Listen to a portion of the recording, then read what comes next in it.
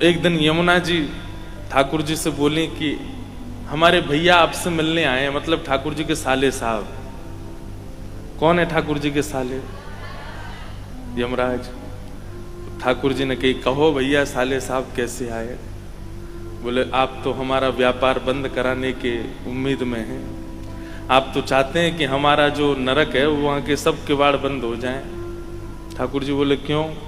बोले, बिल्कुल अनावृत निरावृत चरणों के दर्शन आप सबको करा देते हैं। लोग कुछ भी करके आते हैं, आपके चरण देख लेते हैं और नरक दर्शन नहीं करना पड़ता। फिर संचिंतयेद भगवतस् चरणारविंदम वज्रांकुशध्वज सरोरुहलांचनाट्यम उत्तुंग रक्त विलसन नख चक्रवाल ज्योत्स्ना विराहत महद हृदयांधकारम।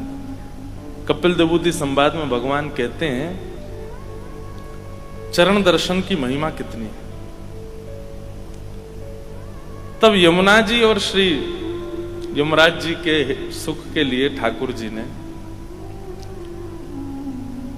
चरण दर्शन एक ही दिन, अक्षय तृतीया के दिन। लेकिन हमारे ठाकुर जी बड़े चतुर हैं, ऐसी तिथि चुनी है चरण दर्शन कराने की, एक बार देख लो अक्षय हो जाता है। आज अक्षय तृतीया है। आज अगर आपने ठाकुर जी के, बिहारी जी के चरण देख लिए तो 365 दिन के दर्शन हो जाएंगे एक साथ ही, अक्षय हो जाता है। आज जो करो सब अक्षय हो जाता। अक्षय मतलब जिसका क्षय नहीं हो सकता, जिसका नाश नहीं हो सकता। आप चाहे उसके बाद में अपना व्यवहार स्वभाव पाप युक्त कर लीजिए, लेकिन आज के दिन जो किया गया है उसका क्षय कोई पाप नहीं कर सकता। इसलिए अक्षय तृतीया ठाकुर जी ने आज का दिन चुना अपने चरण दर्शन का, कि अगर आज हमारे दर्शन, तो ठाकुर जी बोले एक दिन चरण दर्शन कराएंगे। तो यमराज जी बड़े खुश हो गए। लेकिन फिर भी यमराज जी के यमलोक में भीड़ नहीं हुई। यमराज जी बोले, अब तो एक ही दिन दर्शन करा रहे हैं बिहारी जी, फिर क्यों भीड़ नहीं हो रही? तब पता किया कौन सी तिथि को करा रहे हैं। बोले, अक्षय तृतीया को करा रहे हैं। इस दिन करने से अक्षय हो जाता है। इतना इतना गुना फल मिलता है कि एक जीवन में अगर एक बार चरण दर्शन कर लो, जीवन भर ना करे तो भी उसका कोई बाल बाका नहीं कर सकता। उसको एक ही बार में संपूर्ण जीवन का फल प्राप्त हो जाता है। ठाकुर जी बड़े दयालु हैं, बड़े करुणा निधान है, इसलिए आज का दिन चुना ठाकुर जी। आज के दिन दान का बड़ा विधान है। लोग कहते हैं कि आज दान करने से अक्षय होता है, धन पवित्र होता है, आदि आदि पवित्र। हम ऐसा एक भाव रखते हैं कि दान करने से अगर आज अक्षय होता है तो ऐसी वस्तु का दान कीजिए जिसके अक्षय होने से भगवत प्राप्ति हो। जैसे आज जो आगे आवे, जो सामने पड़ जाए आपके, उसको भगवान नाम का दान करो। किस लिए? कि नाम अक्षय हो जाए। आपके सामने जो आवे उसको प्रेम का दान करो, ताकि आपका प्रेम अक्षय हो जाए। धन अक्षय करने से, स्वर्ण अक्षय करने से, चांदी अक्षय करने से कोई लाभ नहीं है, सब रह जाएगा यहीं पर। लेकिन हरि नाम साथ जाएगा। हरि नाम से तेरा काम बनेगा, हरि नाम से तेरा काम बनेगा, हरि नाम ही तेरे साथ चलेगा, हरि नाम ही तेरे साथ चलेगा, हरि नाम लेने वाला, हरि नाम लेने वाला, हरि नाम गाने वाला, हरि नाम गाने वाला, हरि का है प्यारा, भजन करो, हरि है हमारा। हरि का भजन करो, हरि है हमारा। आज हमको अक्षय तृतीया पे ऐसे सुंदर कोरस वाले मिल गए। हमारे साथ महाराज जी गा रहे, अक्षय हो गया महाराज जी अब।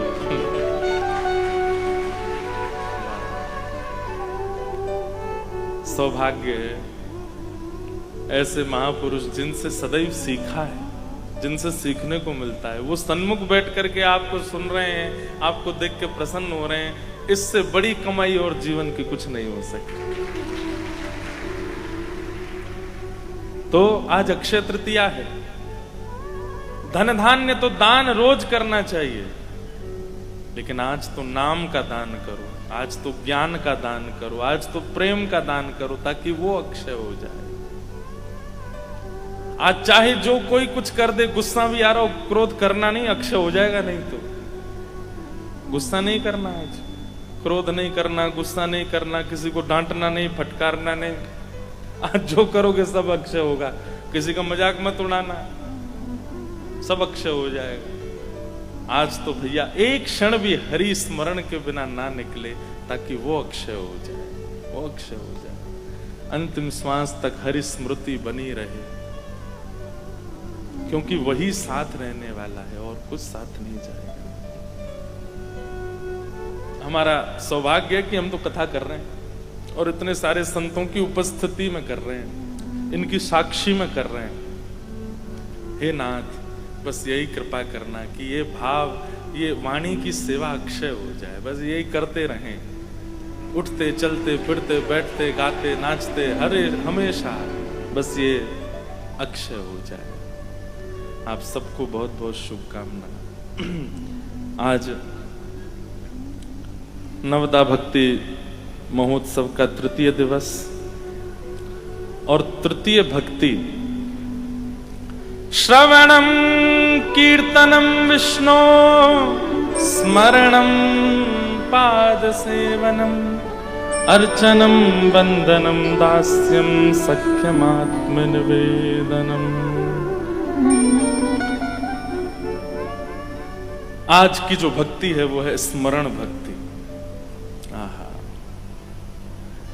श्री विष्णु श्रवणे परीक्षित भवत वैयासकी कीर्तने प्रहलाद स्मरणे तदांग्रि भजने लक्ष्मी प्रथु पूजने। और आज की भक्ति के आचार्य कौन है? श्री प्रहलाद जी महाराज। स्मरण भक्ति के आचार्य प्रहलाद जी महाराज, जिनके मुख से ही नवदा भक्ति का प्रवचन प्रकट हुआ है। प्रहलाद जी ही नवदा भक्ति का भाव अपने पूज्य पिताजी को सुनाते हैं। ये स्मरण भक्ति के आचार्य। बहुत ध्यान से सुनिएगा। स्मरण, तुम्हारी याद आती है, बताओ क्या करें मोहन। तुम्हारी याद आती है, बताओ क्या करें मोहन। तुम्हारी याद आती है, बताओ क्या करें मोहन। बताओ क्या करें मोहन। बताओ क्या करें मोहन। स्मरण भक्ति, स्मृति।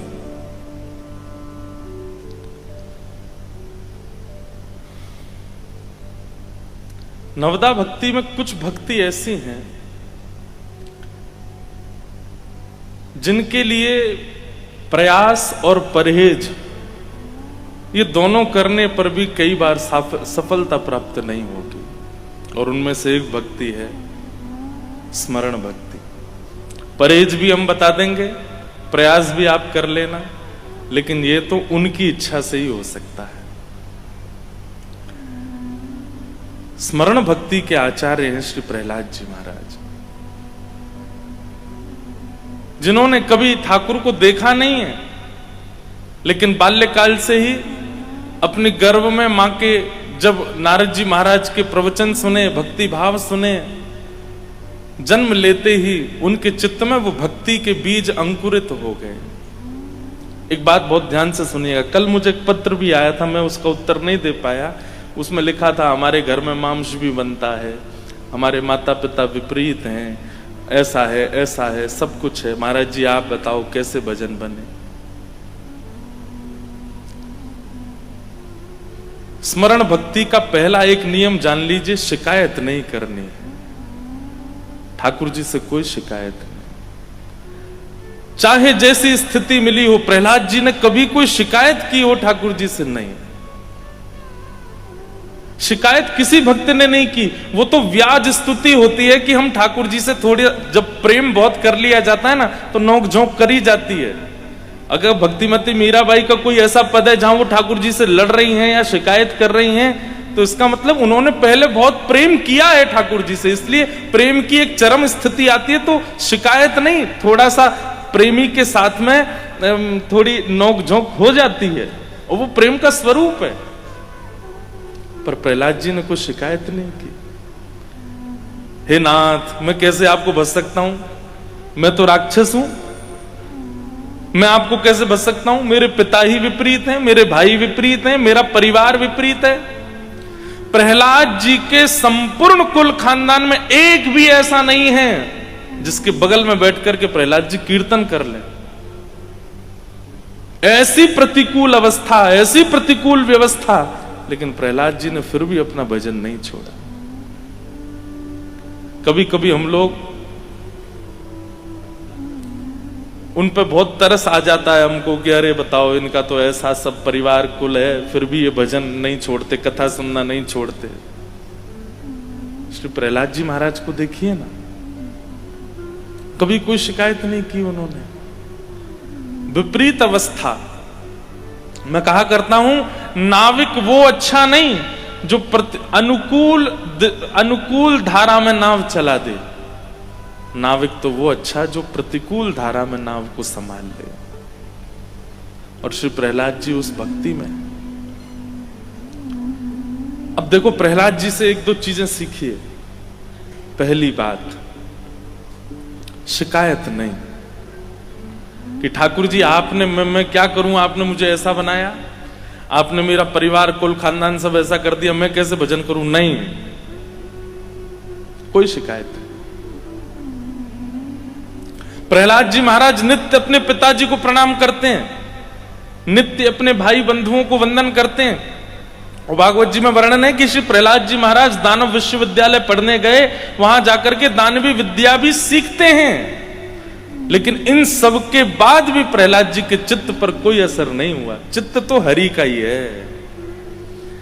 एक बात हम खुल के कह दें, मान लीजिए कि आप भजन करते थे और अचानक एक दो साल बाद ऐसा हुआ कि आपकी भक्ति में अब लेश हो गया, अब आपकी भक्ति कम हो गई, अब आप थोड़े से व्यवचार में पड़ गए, और आपसे किसी ने पूछा, बोले पहले तो भाई तुम बड़े भक्त थे, अब क्या हो गया? बोले यूनिवर्सिटी गए थे पढ़ने के लिए, वहां बच्चों का संग ऐसा हो गया, ऐसी संगति मिल गई, ऐसे लोग खाते पीते सब थे, क्या करें, धीरे धीरे हमारा व्यवहार भी बिगड़ गया।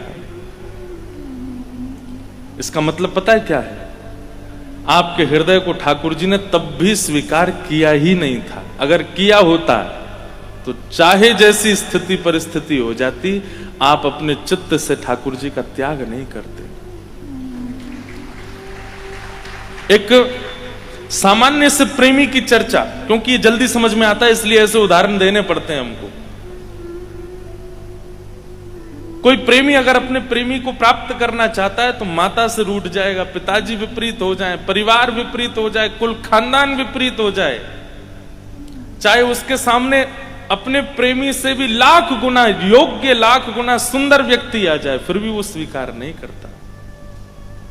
वो जिसको एक बार चुन चुका है वो उसी का ही रहता है, वही तो प्रेम कहा जाता है।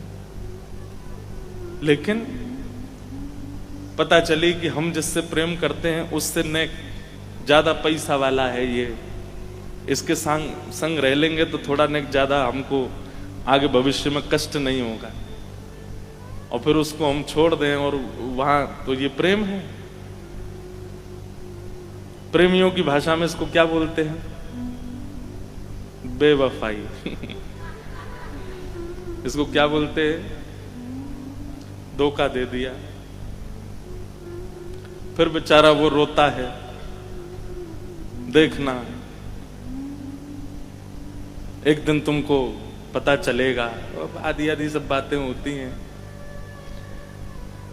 ठीक वैसे ही अगर एक बार हरि शरणागति ग्रहण की है, उसके बाद चाहे व्यवहार, चाहे संगति, चाहे आहार, चाहे कैसे भी स्थिति आ जाए, अगर उस स्थिति के आने पर आपके हृदय का स्वरूप परिवर्तित हुआ है, इसका मतलब वो पहले भी शुद्ध नहीं था, इसीलिए परिवर्तित हो गया।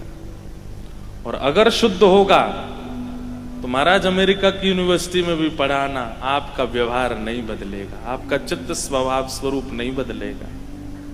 इसका मतलब वो पहले ही शुद्ध नहीं था, इसीलिए परिवर्तित हो गया। प्रहलाद जी से ये बात हमने सीखी है कि चाहे जैसी स्थिति आ गई, लेकिन प्रहलाद जी का स्वभाव नहीं बदला, शिकायत नहीं। स्मरण भक्ति का पहला सूत्र है, ठाकुर जी से कोई शिकायत नहीं। एक भाव मैं गाता हूं, उसमें पंक्ति आती है, न कोई शिकायत नहीं कोई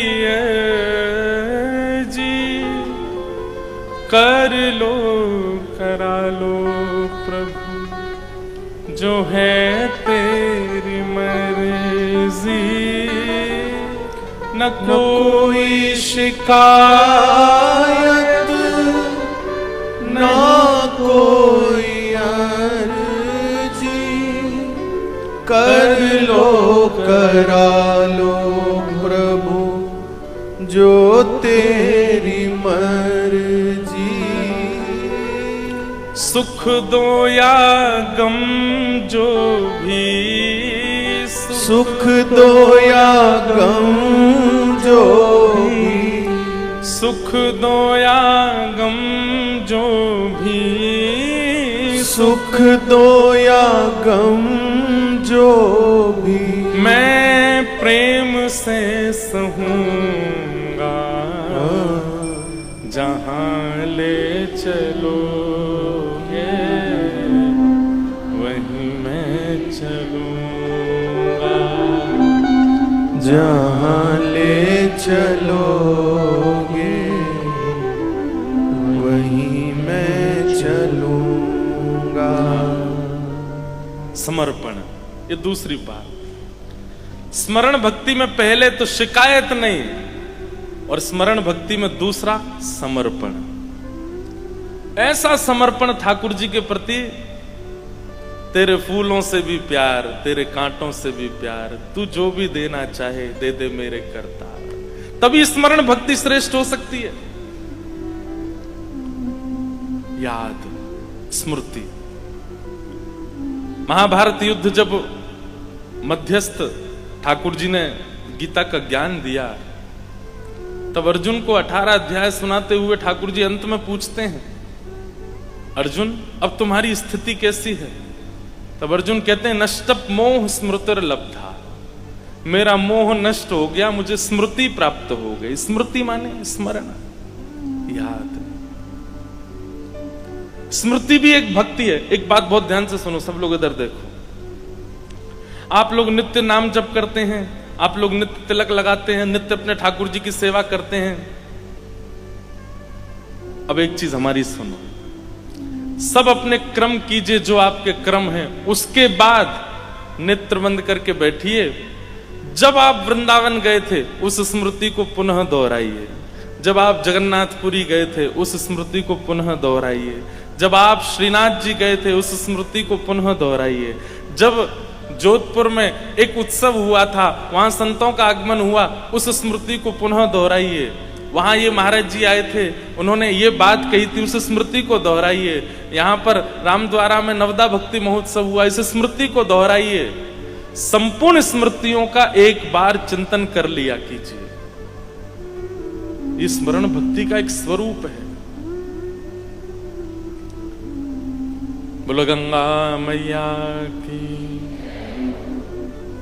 परम पूजनीय प्रातः स्मरणीय हमारे भगवत धाम वाले पूज्य बड़े महाराज जी स्वामी श्री विवेकानंद जी महाराज एवं छोटे महाराज जी परम पूजनीय स्वामी श्री रविंद्रानंद जी महाराज पधारे। आपके चरणों में बारंबार प्रणाम। स्मृति, व्यक्ति स्मृति रखता है विवाह की, व्यक्ति स्मृति रखता है अपने पुत्र के पैदा होने की, व्यक्ति स्मृति रखता है सब चीजों की। जब जब अवसर मिले, एकांत होते हैं, तो स्मरण किया कीजिए कि कब प्रथम मिलन हुआ था ठाकुर जी से, कब प्रथम वृंदावन दर्शन हुआ था, अंतिम बार जब वृंदावन गए थे तब कैसी सुगंधी थी, कैसी पवन थी, कैसी वायु थी, कैसे कैसे लोग मिले, कैसे दर्शन हुए, ये सारी अपनी स्मृति में रखिए। इन सब से स्मरण भक्ति पुष्ट होती है, स्मरण भक्ति में पुष्टि आती है।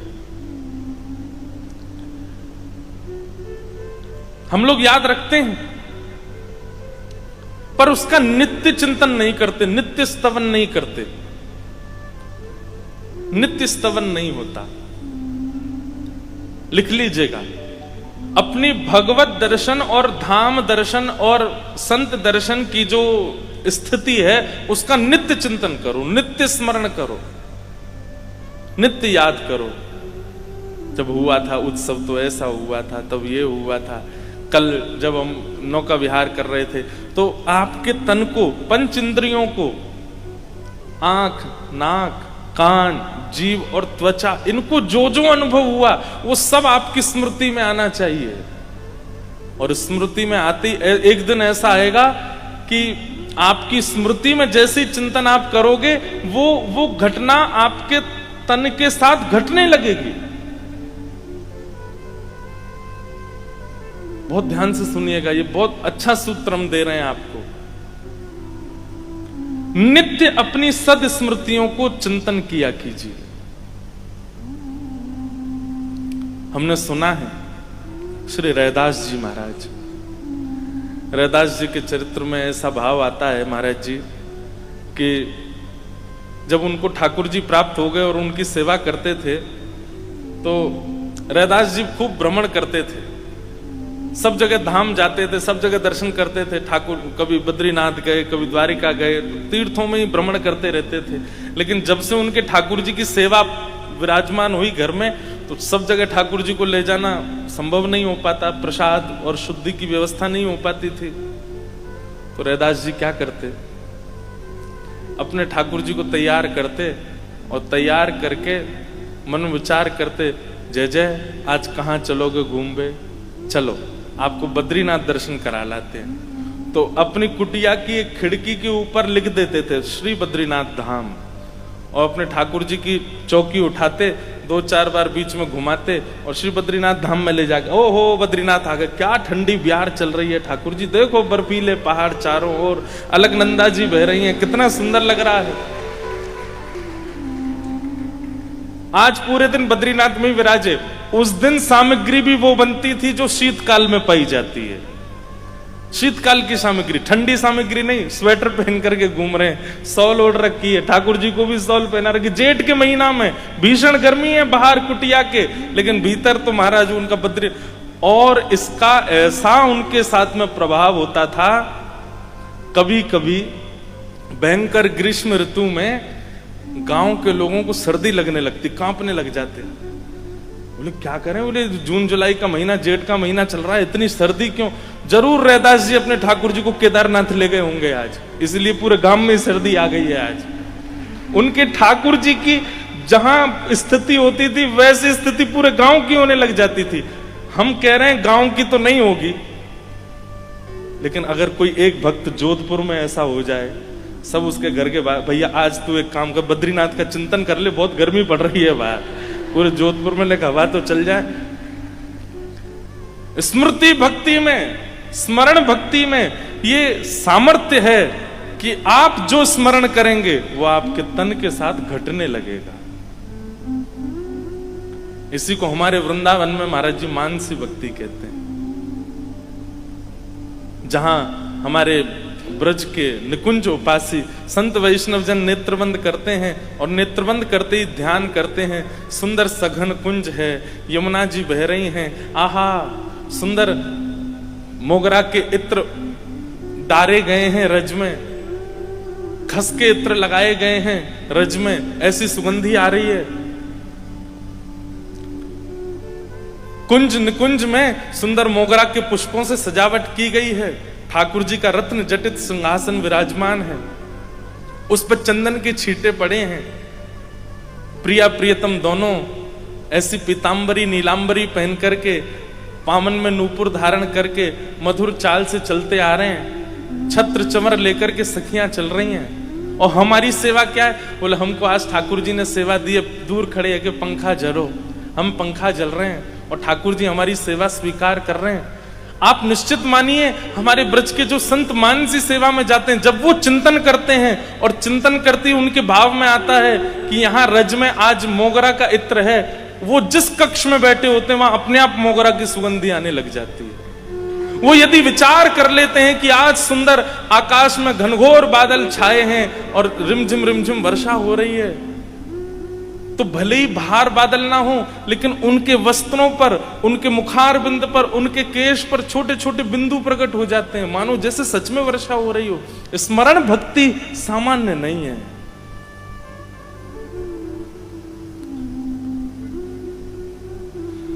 ऐसी स्मरण भक्ति हमारे श्री राधा वल्लभ लाल जी को जिन्होंने प्रकट किया, श्री हितरवंश महाप्रभु, उनके बाल्यकाल की लीला सुनाते हैं। वो कहते हैं कि महाप्रभु जी तो वंशी के अवतार हैं। तो जब आपके पूज्य पिताजी महाराज अपने ठाकुर की सेवा करते थे, तो छोटे से श्री महाप्रभु जी, हितरवंश महाप्रभु, दूर खड़े होकर के देखते थे। उनकी इच्छा होती थी कि मैं भी सेवा में जाऊं, लेकिन छोटा बालक जानकर के पिताजी दूर रखते थे। लड़ते थे पिताजी से, मुझे भी सेवा का अवसर दीजिए। कभी जिज्ञासा करते थे, मुझे भी सेवा करनी है ठाकुर जी की। तो उनके पिताजी दूर की सेवा देते थे, समीप की सेवा नहीं। दूर की सेवा कैसे? बोले तुम पंखा जला करो दूर खड़े होकर के ठाकुर जी को। कभी कहते ठाकुर जी झूला पे विराज रहे, ये लो डोर पकड़ो, दूर से झुलाते रहो ठाकुर जी को। और जितनी सेवा मिलती थी महाप्रभु जी उसमें बड़े प्रसन्न होते, चलो जो मिले मिल तो जाए। एक दिन महाप्रभु जी ठाकुर जी को झूला झुला रहे थे छोटे स्वरूप में, और झुलाते झुलाते झुलाते झुलाते उनके नेत्र बंद हो गए, और नेत्र बंद होते ही वो तो निकुंज में प्रवेश कर गए। और निकुंज में एक सखी रूप, वंशी अली का रूप धारण कर लिया। और वहां पर क्या देख रहे हैं कि स्थिर स्थूल मूर्तिमंत ठाकुर जी नहीं है, प्रकट ठाकुर जी हैं। अपने हाथ भी हिला रहे हैं, अपने पाम भी हिला रहे हैं, अपने नेत्र भी मटका रहे हैं। किशोरी जी के गले में गलवैया देकर कर के खूब सुंदर सघन कुंज में विहार कर रहे हैं। आहा, ठाकुर जी के रास विहार का दर्शन करने लगे। बहुत सुंदर एक पद है, आ तो राय स्मृति में, एक स्वर दीजिए। आज गोपाल रास रस खेलत, आज गोपाल रास रस खेलत। श्री हितरवंश महाप्रभु का पद है। आज गोपाल रास रस खेलत, आज गोपाल रास रस खेलत। पुलिन कल्प तरु तीर री सजनी, पुलिन कल्प तरु तीर री सजनी। आज गोपाल रास रस खेलत, आज गोपाल रास रस खेलत। शरद विमल नभ चंद विराजत, शरद विमल नभ चंद विराजत। रोचक त्रिविध समीर सजनी, रोचक त्रिविध समीर सजनी। आज गोपाल रास रस खेलत, आज गोपाल रास रस खेलत। हित हरिवंश मगन मन श्यामा, हित हरिवंश मगन मन श्याम। जय श्री हित हरिवंश मगन मन श्यामा, हित हरिवंश मगन मन श्यामा। क्या कर रहे हैं? हरति मदन घन पीर रि सजनी, हरति मदन घन पीर रि सजनी। आज गोपाल रास रस खेलत, आज गोपाल रास रस खेलत। आज गोपाल, आज गोपाल, आज गोपाल। हित हरिवंश मगन मन श्यामा। किशोरी जी कैसी हैं? बोले मगन मन में है, आनंद में है।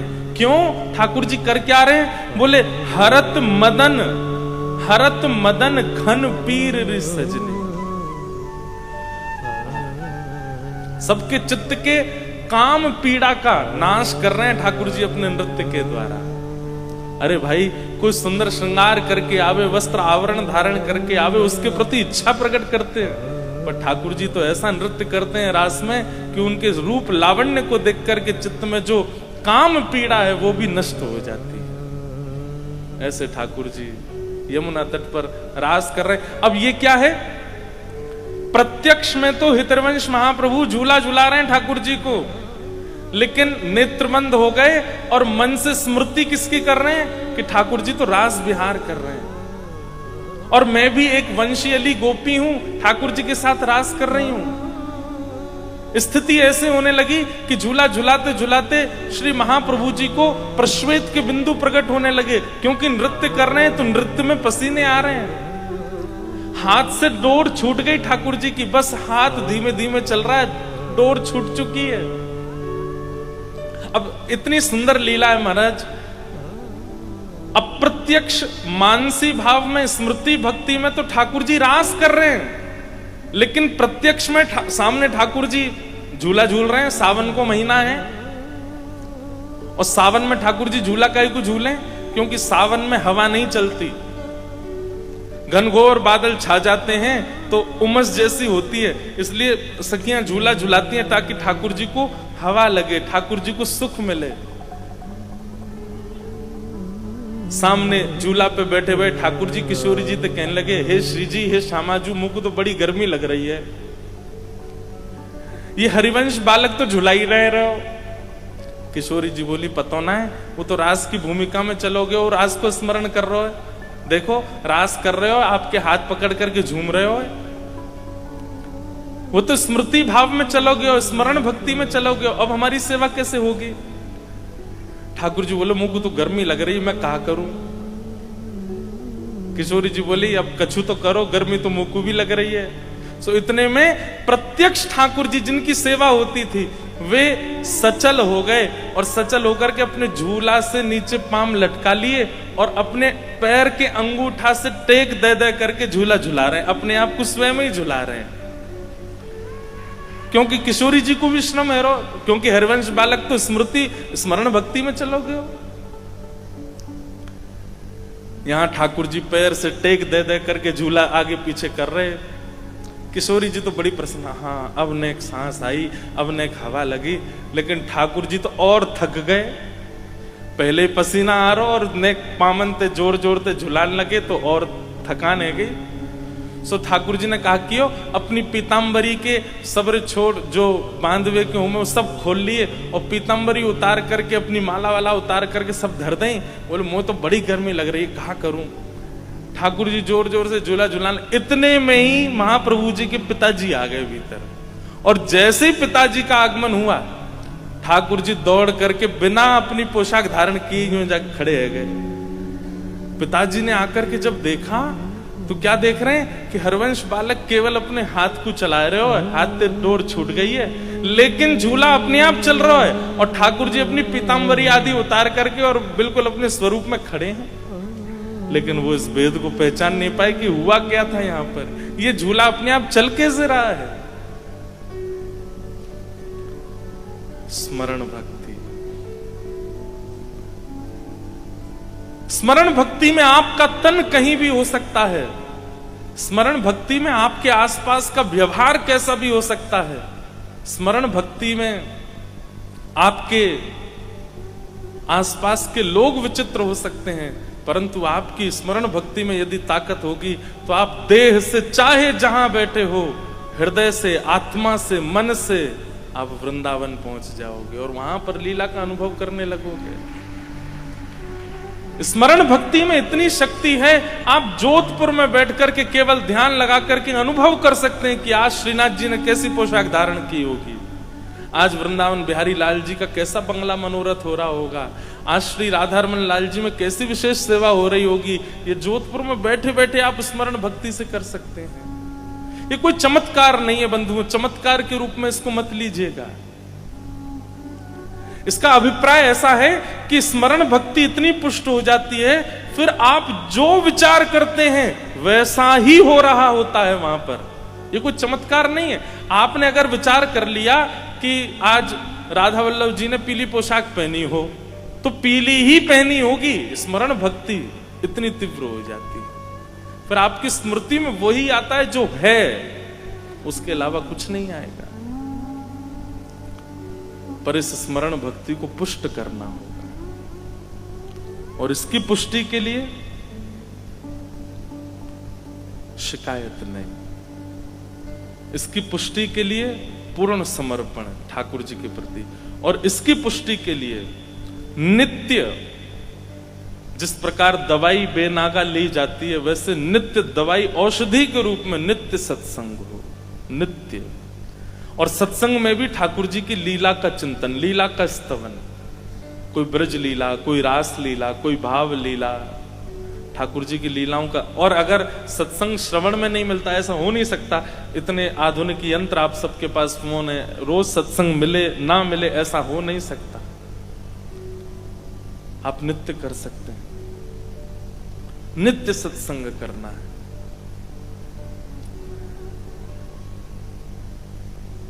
ये तीन कार्य, सत्संग, समर्पण और बिना शिकायत के, बिना अर्जी के, बस जैसे राखो तैसे रहूं, जैसे राखो तैसे रहूं। फिर जैसी स्थिति परिस्थिति व्यवस्था वो स्वीकार। तीसरा स्थिति कह दूं तो स्वीकारीकरण, जैसी व्यवस्था अवस्था मिल जाए वो स्वीकार है। इन तीनों से स्मरण भक्ति पुष्ट होती है। अच्छा, एक स्मरण भक्ति का हमारे ब्रज का नियम है, वो और हम आपको थोड़ा कह दें कि जब आप स्मरण में जाते हैं, ठाकुर जी का स्मरण करते हैं, तो अभी आप राधा रमण जी का स्मरण करते हो, राधा वल्लभ जी का स्मरण करते हो, बिहारी जी का स्मरण करते हो, श्रीनाथ जी का स्मरण करते हो, जहां आपकी रुचि उनका स्मरण करते हो। स्मरण में क्या विचार करते हो? मंदिर में ठाकुर जी विराज रहे हैं, ऐसी पोशाक पहनी है, श्रृंगार आदि, इतने मात्र ये प्रारंभिक स्मरण हो सकता है, लेकिन रोज यही स्मरण नहीं करना है। फिर आप उस स्मरण में थोड़ी परिवर्तन लाओ। अब कैसा परिवर्तन? अपने हृदय कुंज में ही एक सुंदर निकुंज बनाओ अपनी मति के अनुसार। ऐसे वृक्ष हैं, ऐसे पुष्प हैं, ऐसी पवन है, ऐसी नदी बह रही है, ऐसे सुंदर सेज है, और जिनका आप स्मरण करते हो, राधा रमण, राधा वल्लभ, बिहारी जी, श्रीनाथ जी, उन्हीं ठाकुर जी को सचल मान करके वहां विराजमान करो। और सचल रूप में ठाकुर जी आपके सामने सेज पर विराज रहे हैं।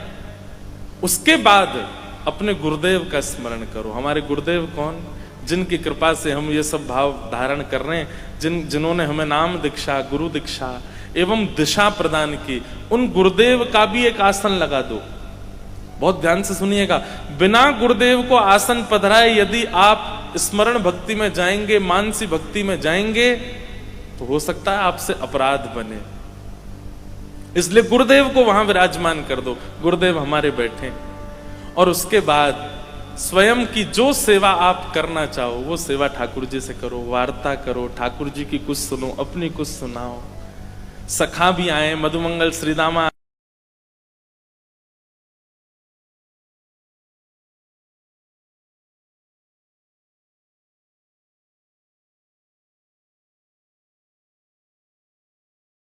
स्मरण में निकुंज सहित ठाकुर जी का स्मरण, परसों के स्मरण में गुरुदेव, निकुंज और श्री ठाकुर जी का स्मरण, उसके अगले दिन में फिर कोई अन्य व्यवस्था का स्मरण, फिर किसी पोशाक का स्मरण, फिर ठाकुर जी को कोई भोग पधराया गया उसका स्मरण। इस प्रकार अपनी स्मरण भक्ति में आगे बढ़ना है। एक दिन ऐसा आएगा कि आप स्मरण भक्ति में प्रवेश करेंगे और कितने घंटे बीत जाएंगे, कौन आकर के आपसे क्या कह गया, क्या बोल गया, आपसे क्या सुना गया, आपको पता भी नहीं चलेगा। आपके तन पर उसका प्रभाव होगा जो आप स्मरण कर रहे हो, जो आपकी स्मृति में चल रहा है। ये स्मरण भक्ति है। स्मरण भक्ति के लिए सबसे ज्यादा आवश्यक है नित्य लीलाओं का चिंतन, नित्य लीलाओं का श्रवण। अपनी आज ही कहीं जाकर के आप लोग कोई लीला चिंतन करने लगेंगे, क्षमा कीजिएगा, कुछ ऐसा चिंतन में आ जाएगा जो नहीं आना चाहिए था। इसलिए जल्दीबाजी मत कीजिएगा, पहले खूब रसिकों को सुनो, रसिकों के पद गाओ, रसिकों का ध्यान कर करके उनकी भावों को, उनकी लीलाओं का चिंतन करो। उसके बाद लंबा समय रसिकों को देने के बाद तब स्मरण भक्ति में प्रवेश करो। स्मरण करो, स्मरण करके जैसा आप चिंतन करोगे वैसा ठाकुर जी भाव प्रकट करेंगे। अब स्मरण भक्ति में परहेज क्या है? सबसे बड़ा परहेज वैष्णव अपराध नहीं। कोई तिलक धारण करे है, किसी ने कंठी में पहनी है तुलसी माला, हाथ में नाम जप माला है, उसकी वेशभूषा में धोती है, बगलबंदी है, पटक, किसी भी रूप से वो ठाकुर जी के भेष में है, तो भी उसका अपराध नहीं करना है। ये सबसे बड़ी बाधा है स्मरण भक्ति में। परहेज किसका करना है? कैसा भी कोई वैष्णव सामने आ जाए उसके प्रति आपको भाव ही रखना है। हम कह रहे हैं कि वो आपके सामने ऐसा कुछ कर दे जो आप बर्दाश्त ही नहीं कर सकते, तो भी उसकी एक स्थिति ऐसी है, तिलक आदि कुछ भी उसने धारण किया। सीता जी को नहीं पता था कि रावण रूप बदल करके आया है, जानती थी। वो जगदम्बा है, पराम्बा है, वो सब जानती हैं। जो राम जी धनुष भंजन करने के बाद सीता जी की ओर चल रहे हैं तो पैरों में उनको पुष्प चुभ रहे हैं, ये तक अनुभव कर लेती हैं सीता जी। क्या उनको ये पता नहीं चला कि ये रावण है जो संत वेश धारण करके आया है? वे जानती थी, केवल इसलिए कुछ नहीं कहा और चल दी क्योंकि भेष संत का धारण किया, वे भेष वैष्णव का धारण किया। भक्तमाल जी में तो कहा जाता है कि भैया भक्त वेश वैष्णव वेशधारी चाहे जैसे हो फिर भी उनका सम्मान करो। स्मरण भक्ति में परहेज यही है कि आप अपने मन में किसी वैष्णव के प्रति दोष प्रकट मत करो, क्योंकि अगर दोष प्रकट हुआ तो दोष प्रकट होती स्मरण भक्ति से निकुंज आ जाएगी। स्मरण भक्ति में जैसा जैसा विचार करोगे सब आ जाएगा आपके स्मरण भक्ति में, ठाकुर जी नहीं आएंगे। अच्छा, इसमें एक बात आती है मन में कि कोई व्यक्ति अगर स्वभाव व्यवहार से उचित नहीं है, केवल पोशाक वैष्णवों की धारण करता है, तो उसके प्रति हम भाव रखते हैं। इससे तो ठाकुर जी को भी बुरा लगता होगा ना कि भाई वो केवल आडंबर कर रहा है फिर भी तुम उसके प्रति भाव रखते हो। ठाकुर जी पर निर्णय छोड़ दीजिए, ठाकुर जी निर्णय करेंगे उसका। आप निर्णय मत कीजिए कि वो उचित है कि नहीं है। आप तो उसके समीप जाओ, आप तो उसको वंदन करो, वैष्णव अपराध नहीं। हमारे वृंदावन में एक महापुरुष रोज चिंतन करते थे ठाकुर जी का, निकुंज का। एक दिन निकुंज का चिंतन कर रहे थे और निकुंज में उन्होंने क्या देखा कि किशोरी जी ठाकुर जी के साथ में वन में विहार कर रही थी और तभी किशोरी जी की दृष्टि पड़ी, एक सुंदर फल लगा है, पुष्प लगे हैं एक वृक्ष के ऊपर, और किशोरी जी जाकर के उछल उछल करके वो पुष्प तोड़ने का प्रयास कर रही हैं, लेकिन नहीं पहुंच पा रही वहां तक। श्याम सुंदर दूर खड़े खड़े देख रहे थे। किशोरी जी बोली, देखते ही रहोगे दूर खड़े खड़े, यूं ना है कि नेक आए करके या कुछ नेक दाल को झुकाए दो, मैंने पुष्प ले लूं, फल ले लूं, बस दूर खड़े खड़े दतुइयां दिखा रहे हो अपनी। ठाकुर जी बोले, नहीं, हम देख रहे कि नेकात तुम प्रयास करके देख लो श्यामा जी, फिर मैं आऊं। बोले, मोते ना हेरो, आओ जल्दी, याकू दो मुंह को ये पुष्प चाहिए, अपने केशन में सजाऊंगी, और फल चाहिए पाऊंगी। ठाकुर जी बोले, मैं आऊं। इतने में ठाकुर जी आए और ठाकुर जी ने डाल पकड़ करके नीचे झुकाए दे, लो श्यामा जी तोड़ लो पुष्प। किशोर जी उसमें से पुष्प तोड़न लगी, फल जैसे तोड़न लगी तो फल इतना भारी है कि वो आ नहीं रहे हो, तो ठाकुर जी बोले, ऐसे नहीं, डाल पकड़ करके फल तोड़ो। तो किशोरी जी ने भी डाल पकड़ी, जैसे ही फल तोड़न लगे इतने में ठाकुर जी ने अपने हाथ से डाल छोड़ दी और किशोरी जी ने कस के पकड़ रखी। तो जैसे ही डाल ऊपर गई, किशोरी जी भी बाकी संग में लटक गई ऐसे ऊपर ठाड़ी है गई। ठाकुर जी बोले, हाँ ऐसे ही रहो, आप ऐसे दिखता रहूंगा। अब ये लीला एक महापुरुष अपने स्मरण में चिंतन कर रहे थे, और जैसे ही ठाकुर जी ने वो डाल छोड़ी और किशोरी जी ऊपर गई, वो महापुरुष जोर जोर से हंसने लगे। अरे श्याम सुंदर, तुम्हारी लीला अद्भुत है। अरे लाला जी कहा कर दियो, किशोरी जी हमारी बड़ी कोमल है, तुमने जी कहा कर दियो, डाल पे लटक गई बेचारी, अरे जल्दी नीचे करो।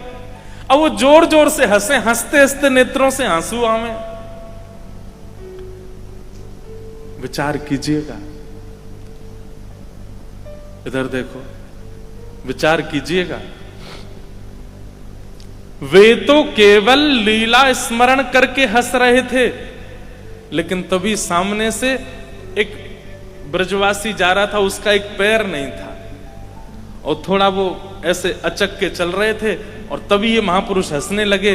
तो उसको ऐसा लगा कि ये मेरी लाचारी पर हंस रहे हैं, मेरी दुर्बलता पर हंस रहे हैं।